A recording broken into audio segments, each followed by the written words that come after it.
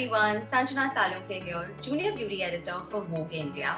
And today I'm hosting a really fun session on all things sunscreen, one of my most favorite topics. I don't think a lot of people realize how important it is to use a sunscreen, even though you're indoors. So we are going to be delving a lot into how crucial a sunscreen is, how you can choose the right product, something that not only comes with sun protection, but also comes with skincare benefits. We are going to talk about the most frequently asked questions and misconceptions about sunscreen and how you can add it to your everyday beauty routine. But before we get into the panel discussion, I'm going to quickly do an unboxing. I received this cute little box from Cetaphil and I'm going to open and see what's inside. The Cetaphil sunscreen. It's an SPF 50+. It comes with UVA, UVB and infrared protection. It's also fragrance and paraben free. I'm going to go ahead and try it out. I've taken a small layer. So it's very lightweight. I can already feel that my skin is absorbing it. It's also, you can easily blend it, so it's not very greasy, which is what I like with most of my sunscreens. Yeah, and it does not feel oily at all. But enough about my obsession with the sunscreen, and let's get our panel discussion for today started. I have two very special guests, Dr. Rashmi Shetty, cosmetic dermatologist, and we have Mr. Satya, who's the MD for Cetaphil South Asia. So I think we should just get straight into the conversation because we have these two really amazing experts. Thank you so much for being here, Dr. Rashmi Shetty and Mr. Satya. We are so excited to be doing this and I cannot wait to get into the conversation. So I think the first thing that I want to start off with is, I have spoken about how crucial it is to use a sunscreen, how we are going to talk about the most frequently asked questions and how you can choose the right sunscreen. The first thing that I want to start off with is how sunscreen as a product is so misunderstood. And I think Dr. Rashmi Shetty, you will agree with me on this, on how even sun protection in general is such a misunderstood concept, People feel that only if you're out in the sun is when you need to use a sunscreen. I think the myth is because people think that you're protecting against what is seen, which is visible sunlight only. So if they say there's no sun which is out and shining because there's a cloudy day, you think you don't need a sunscreen because there's no sun shining. But inside the house, you don't need a sunscreen because there's no sun shining. But one forgets that you're not trying to only protect from the visible light, which also is very important, but you're trying to protect through the wide spectrum of UVA, the UVB1, the B2, the UVC, which thankfully does not really reach the earth too much, and then the infrared.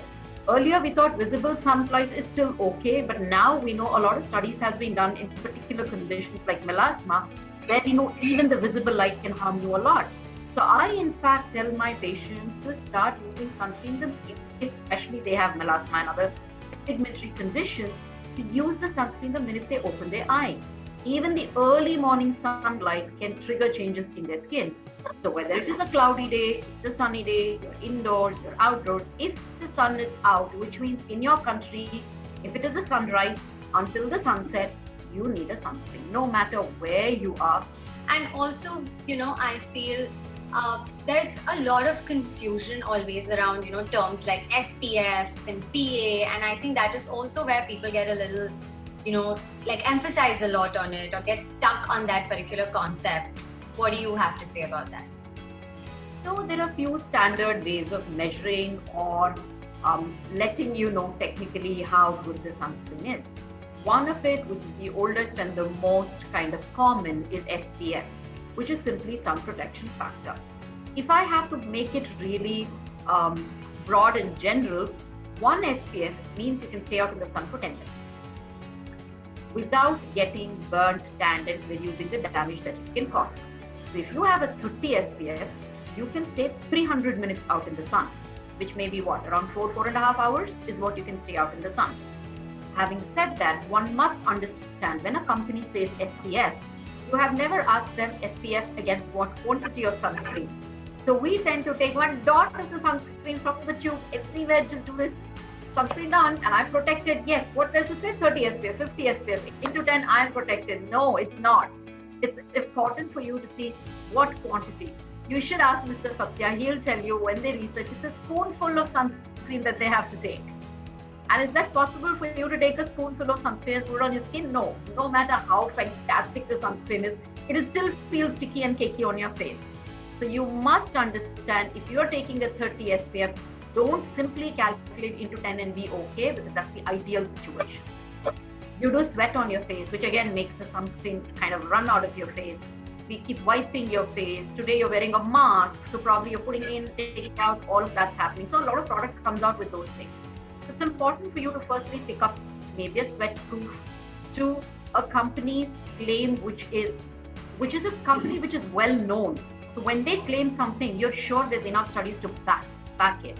So that's important. And 3, most important, safety. You cannot apply 3 dots all over your face and think you're protected. That's your SPF by and large. Now the TPA is your tan protection, which protects you against the UVA. So this is what causes the delayed tanning, the aging changes, all of this. So then the measuring of it again on a European scale is 4+. So each plus has a weight to it. So I think if you have a 3+, you're doing fantastically well. So 3+ will keep you away from tanning for quite a long number of hours. So that's something that you look at. And then there are ways of also measuring infrared. So then that is another IR scale, which I think will allow technicalities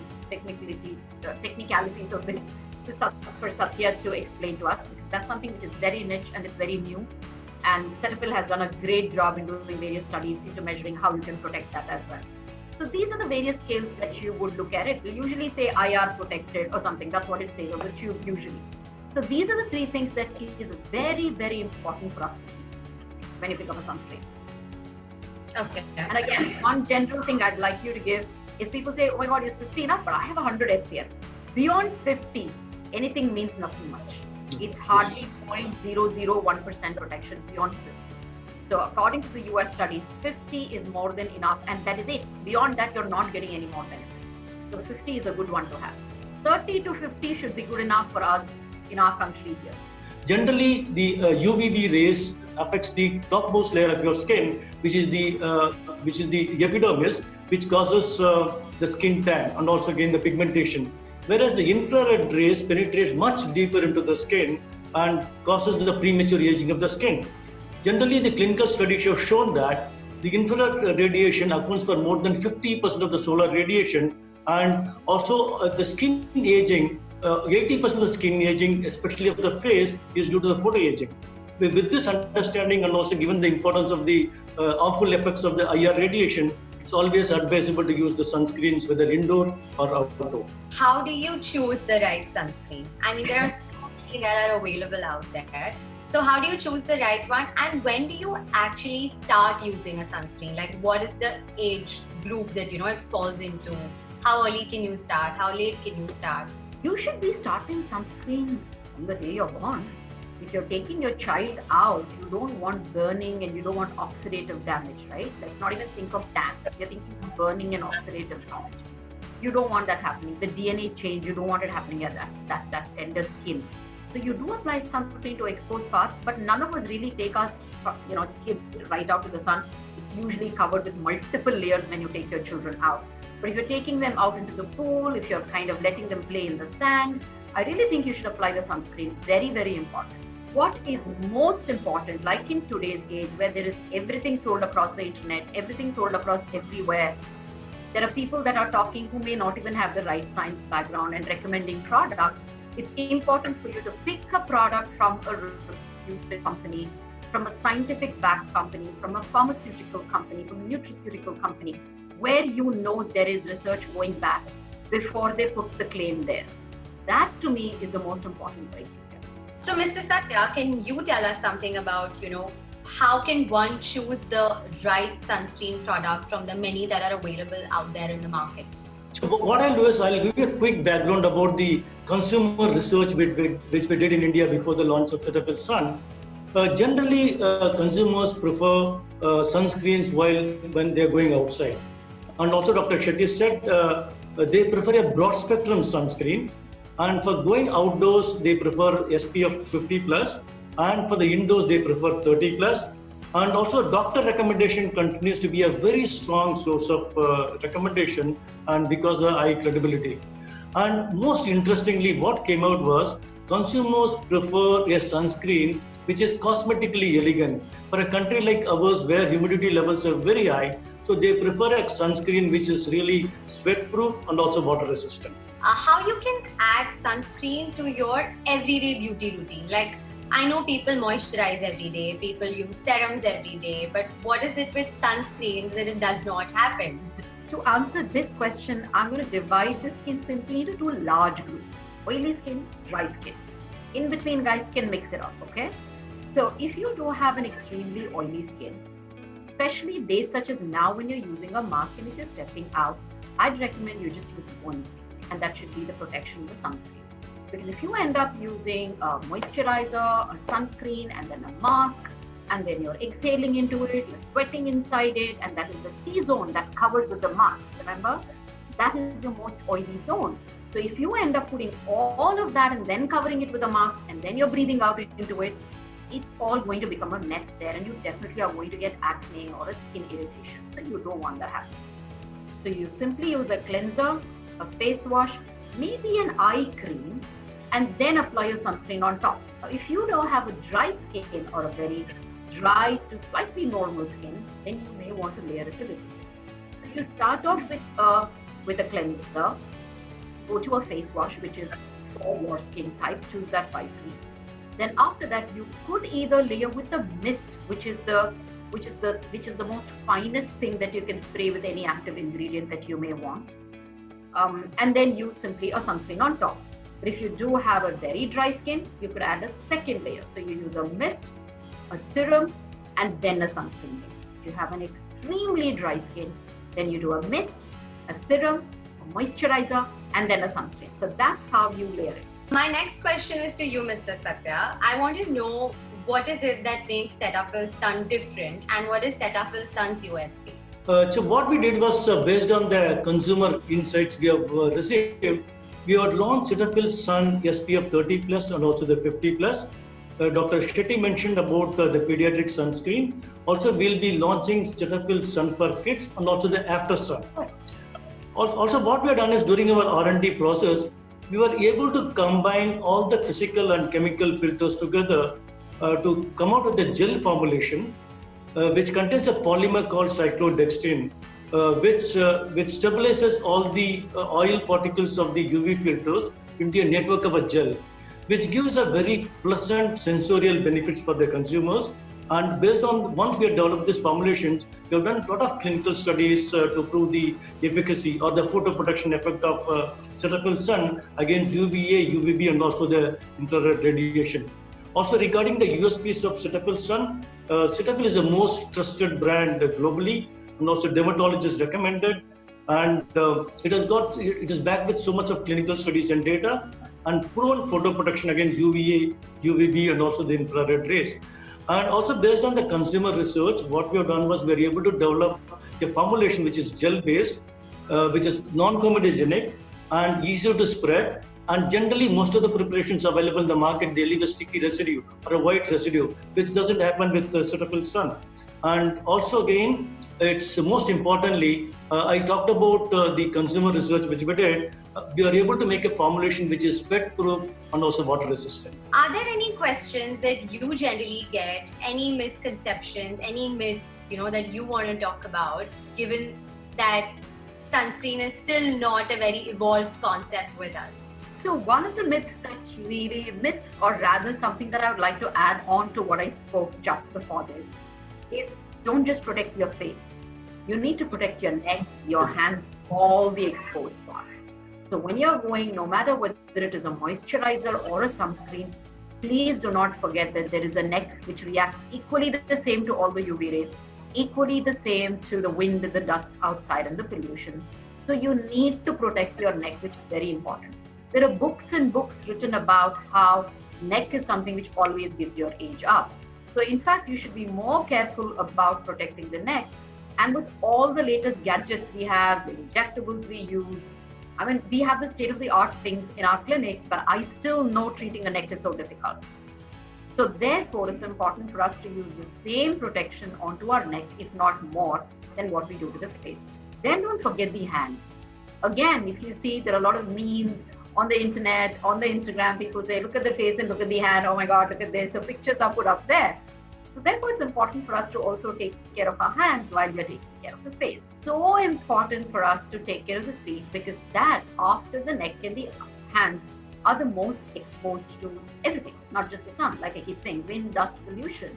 So it's important for us to moisturize, nourish the feet, and apply sunscreen on your feet if you're wearing open shoes. One myth that I would like to really say is, many people go on the net. That's such a famous thing now. I've read it on Google. So they go on the net and they read it up and they say, oh my God, I'm not going to wear sunscreen because it's going to kill my vitamin D. No, it won't. There are other food substances that give you the vitamin D. There are other body areas that can give you the vitamin D. Early morning exposure of 2 minutes to sun outside is enough for you to get your daily dose of vitamin D. That is not important. You would rather not tan, age badly, cause an oxidative stress to your skin, and maybe cause cancer at the extreme, not applying the sunscreen. So you need to apply the sunscreen. Please, you will get vitamin D in every other source. So that's just a separate chapter. But applying sunscreen on your face and neck is not going to kill your vitamin D. You mentioned, how everyone's paging Dr. Google now for all things. And before even starting the panel discussion, I wanted to check, what are some of the questions that people are very keen to know when it comes to sunscreen. And I think one that I found was how it is crucial to apply sunscreen every 2 hours. Like, you have to lather your face every 2 hours. So I wanted to talk about that also, like how effective is it? Do we have to do it? If you apply a sunscreen once in the morning, if you're really in a field job, if you're in a job which is a lot of light exposure, you're out there, then probably lunchtime-ish, you can simply quickly wash your face and reapply it. Maybe learn, if you're a girl who applies makeup and mascara, learn an art not to wet your eyes and just kind of clean your face. Wipe it, reapply a sunscreen and touch up your blush and your makeup. You could do that. And maybe extended hours of work in the sun, somewhere around 4 or 5 o'clock, you could redo it if you wish. But a midday reapplication should be enough to take you through the day. But if all of us who come to the office early in the morning and go back late in the evening, none of us are going to reapply. It's not possible. So you do a good layer in the morning that will last you for as long as it lasts you. And like you said, most of us are indoors. If you're someone who's leaving your office, say let's say for example at 4 o'clock to go back home, then in that case there is still that burning hot sun at 4 o'clock. Yeah. Quickly wash your face off where you may not want to apply the makeup. Quickly wash your face, apply your little sunscreen or your mist and put the sunscreen and then go. So that protects you in that journey. From office to home or home to wherever. I think everyone's going to be relieved to know that you don't have to do it every 2 hours and it's okay. I think a lot of people also feel that sunscreen is again something only used by women, and I don't see a lot of men using it. So definitely want to know more about this and why it's important for both men and women. I think sun doesn't particularly love us. Though I'd like to feel that women are special, but it doesn't just shine on us, right? It shines on the men too. So if it does shine on the men, then everything that it does, from damaging the skin to burning the skin to aging, pigmentation, it does all of that to the men. Especially I see a lot of men now, the new age men want to come to the skincare clinic, want to take care of the skin. So I do see a lot of male patients who come to me with pigmentation on the forehead, pigmentation on the side of the cheek there, pigmentation on their, of course, hands, neck, all of those areas. Plus, men sweat or perspire on the face a lot more than women do. So they're constantly even rubbing. So there's something called as friction melanosis also happens. Wrong diet and eating habits can cause something called as acanthosis nigricans if they do have insulin resistance. These could be various causes of pigmentation, but I've seen the major cause of pigmentation in men is simply sun damage. So I think men or women, men and women, have to apply sunscreen. That's like brushing your teeth. You just have to do it. So I think it's a special call out for the men there. Please use the sunscreen, not just for women. My last question would be to you, Mr. Satya. I have observed that when it comes to sunscreen, like if you go to a place to buy a moisturizer, you know what you want and you will just pick it up. But when it comes to a sunscreen, everybody wants to decode the label. So tell me about, how important it is to actually go and read the label. So it's extremely important to read the label. I was talking about the consumer research. First of all, again, consumers has to check which type of SPF they want. Whether for the outdoors is it SPF 50 or indoors SPF 30. And also again, they need to check the ingredients. For example, Cetaphil sun contains emollients and also vitamin E, which nourishes the skin. So in addition to just sun protection, if they're able to get some of the moisturizing ingredients, it's going to be really good for the skin. Right? So it's extremely critical and important. So they read the label of the sunscreen so that they're able to get the maximum benefits out of the product which they're using. The only thing that I'd like to add is I'm pretty excited about things that I heard from Mr. Satya, that one kid sunscreen is coming up. Wow, I'm loving it. I didn't know about that. And I'm also happy to know that the Cetaphil sunscreen has more ingredients like vitamin E. So when I was talking to you, when I said there are certain skin when, and especially in these days when we are wearing a mask, we can't layer and layer and layer. If a sunscreen can give me those little additional benefits of what I want, and I also think there's a scientific reason why they have put the E in there, because that's a fantastic antioxidant in itself and an anti-aging vitamin. So while the sunscreen is doing its job in protecting you, so at a later time when it is impossible for us to reapply and the protection factor is beginning to go down, there is still something protecting you. There is still something trying to repair as the damage is happening. Yeah, I couldn't agree more. I am sitting now with the sunscreen and I use the Cetaphil sun. Yeah. Oh, it was lovely. It was lovely, Mr. Satya. It was lovely, Dr. Shetty. I'm so happy we did this. And thank you so much for being a part of this. Thank you. Thank you so much and pleasure talking to you. Thank you. Thank you, Dr. Shetty. Thank you. Thank you. Bye. Thank you to all our readers for tuning in and watching this. Hope you guys enjoyed it. Goodbye.